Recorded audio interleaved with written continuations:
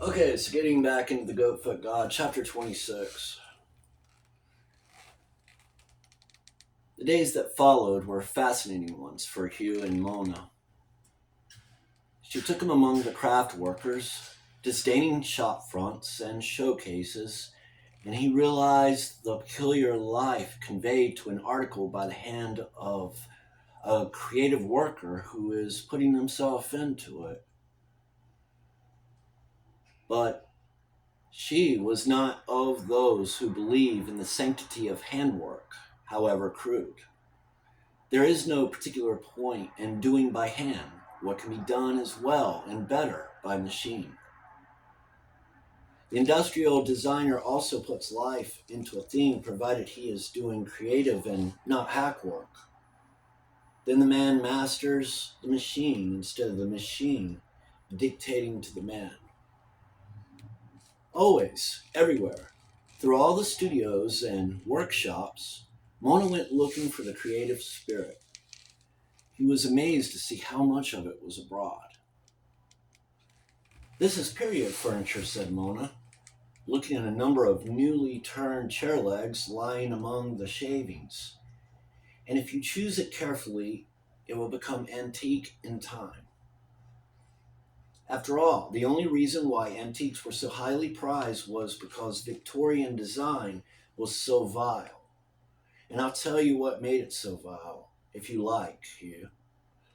It was the repressions of the Victorian age. All force was twisted out of shape or cut off from its roots and left hanging limply. There was no elemental drive behind anything. The only thing that really flourished in the Victorian age was the music hall, where they, in the Victorian age, became unrepressed for a bit. Say what you like, Hugh. It was the only art form that really developed. The cold gray stone of the old buildings made a wonderful background for the modern colors, which are the colors of the semi-precious stones, the green of the turquoise, the yellow of amber, and the red of the garnet, and the blue of the aquamarine. The stark line of modern design was at home with the simplicity of ancient builders, though their simplicity was of necessity dictated by primitive tools and materials. These simplicity of limitation had been fed full by expansion and invention, and now, from a surfeit of richness, it was going on to an eliminatory diet for the good of its health. Civilization had lost touch with its foundations, and sick in heart and head in consequence was groping desperately for fundamentals. Everything was ripe for the return of Pan, as Pan had probably known when he answered the cry of his invoker. The nuptials of Bill and Lizzie were due for celebration in the near future. Officially, that is. Unofficially, of course, they had been in full blast for some time, and the problem of housing had to be considered.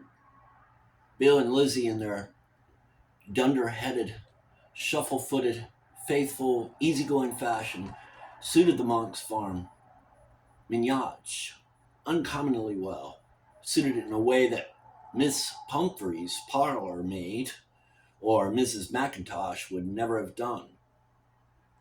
The obvious thing was for the newly married couple to move into the farmhouse end of Monk's farm, and for Mona and Hugh to move onto or out into the main building and settle down as they meant to go on. Jelks had given Mona a straight talking to, but as he expected, she had declined to be sensible. I won't be a party to any hanky-panky, Mona. Do you mean to marry Hugh or not?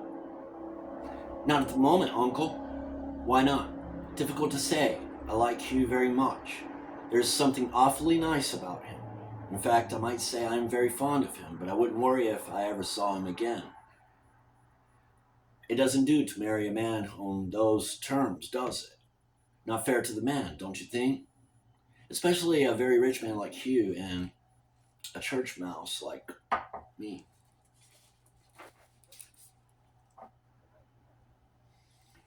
Lots of women have made happy marriages on much less raw material. Maybe, but not folk like me, who's been a cat on the tiles. You see, Uncle, if Hugh didn't give me all I needed in marriage, I'd find it very difficult to stick to him. I've got I've not got the makings of a Penelope in me. It is no good promising what I can't perform. Another dud marriage would be a poisonous thing for poor old Hugh.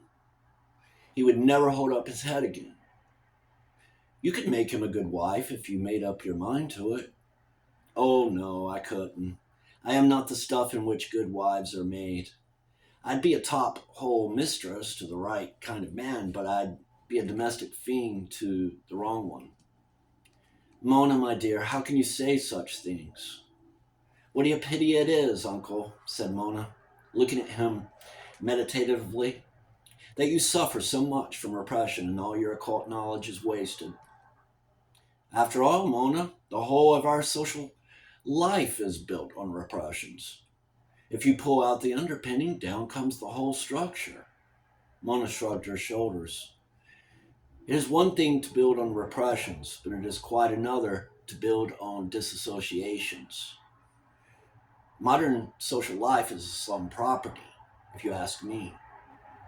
All divided up into maisonettes with bad tenants in the basement.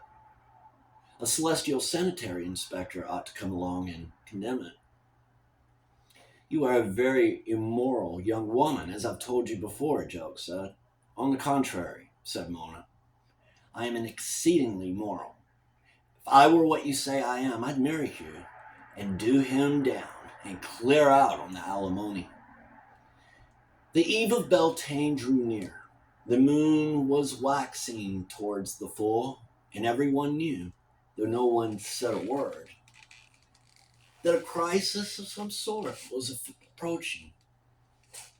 Finally, Jelks heaved a sigh that came from the depths of his heart, for he liked a quiet life and preferred theory to practice in occultism. Packed his rush basket, locked up the shop, and took a Green Line bus. Getting off where the line met the bypass, he trudged the 3 long uphill miles to Monk's farm, his rush basket under his arm, and arrived rather weary. For the day was close and he was not as young as he had been. However, the warmth of his welcome offset the heat of the day. How's the furnishing going? Asked the old man, as they sat on the bench in the angle of the wall, listening to distant church bells and bees. First rate, said Hugh. You won't believe how well modern streamlined stuff fits with Ambrosius. His notion of what was appropriate in a monastic establishment. The only things that look out of place are the beds. But I'm not going to sleep on a plank bed in order to imagine I'm Ambrosius. I'm going to sleep on a decent mattress, and Ambrosius can imagine he's me. I shouldn't make the drains too realistic either if I were you, said Jokes. The sun sank red behind the fir trees. The bees packed up and went home, and the church bells stopped ringing. Mona went in to prod the loving couple in the kitchen into activity, and tactfully treading heavily as she approached the back premises. Jelks turned to Hugh. Laddie, we're tackling the job this evening.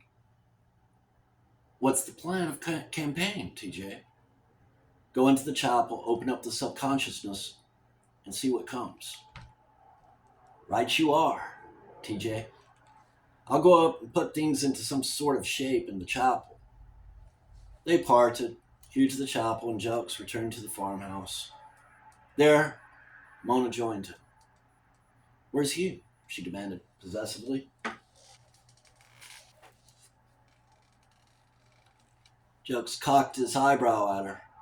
There was a strong atmosphere of domesticity in the living room of the smaller building not yet handed over to Bill and Silly, pending their wedding, which was fast becoming a work of supererogation.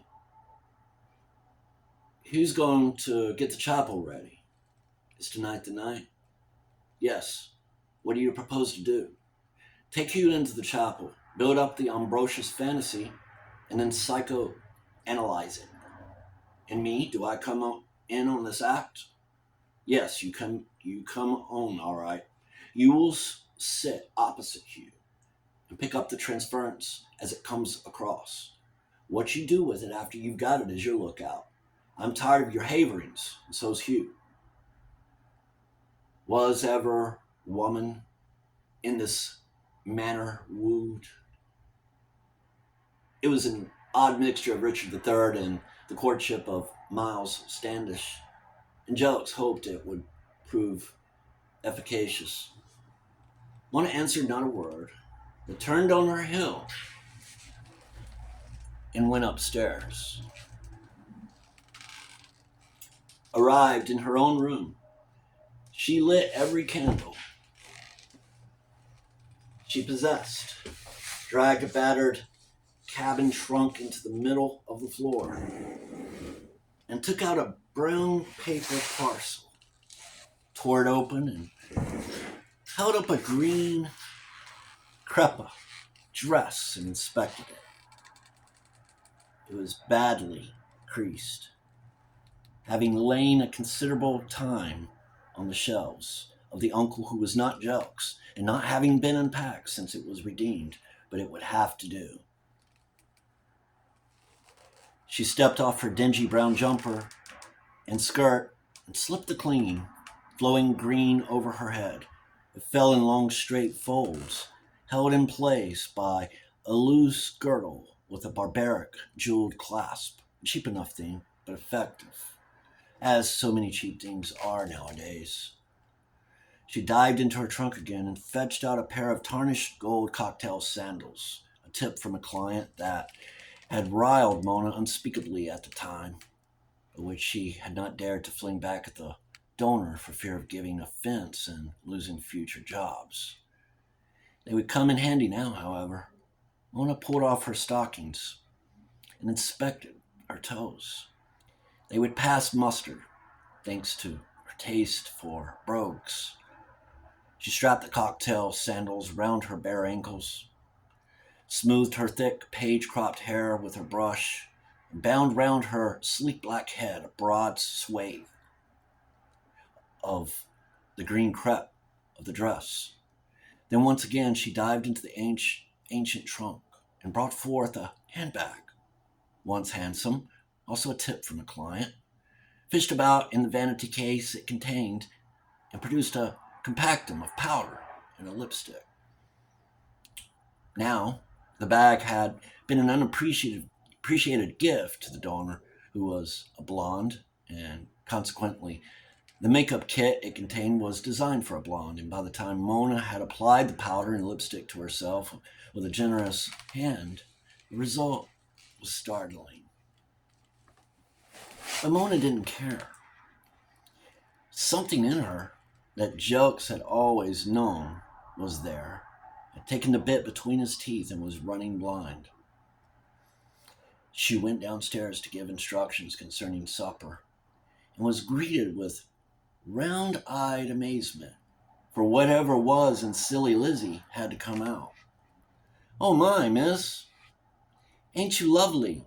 gasped poor Silly Izzy, quite overcome and slowly pouring a stream of boiling water from the kettle perilously near her own toes. Mona rescued the kettle, gave her instructions, and retreated, lest the distraction of her presence should do more harm than good. She opened the door to the sitting room and walked in defiantly. Jokes looked at her, amazed, raised his eyebrows. Hugh had his back to her, But at the sight of Jokes' scandalized expression, he turned round, as was only natural, to see the cause of the scandal. Mona heard him gasp and saw him stiffen, and in another moment,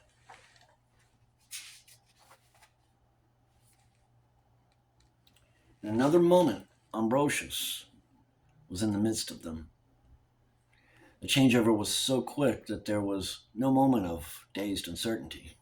So quick, in fact, that the two personalities coincided, and Hugh himself was conscious of the change. Then suddenly, in the hall, changed the gong for supper. For a moment, the hawk eyes in Hugh's head wavered.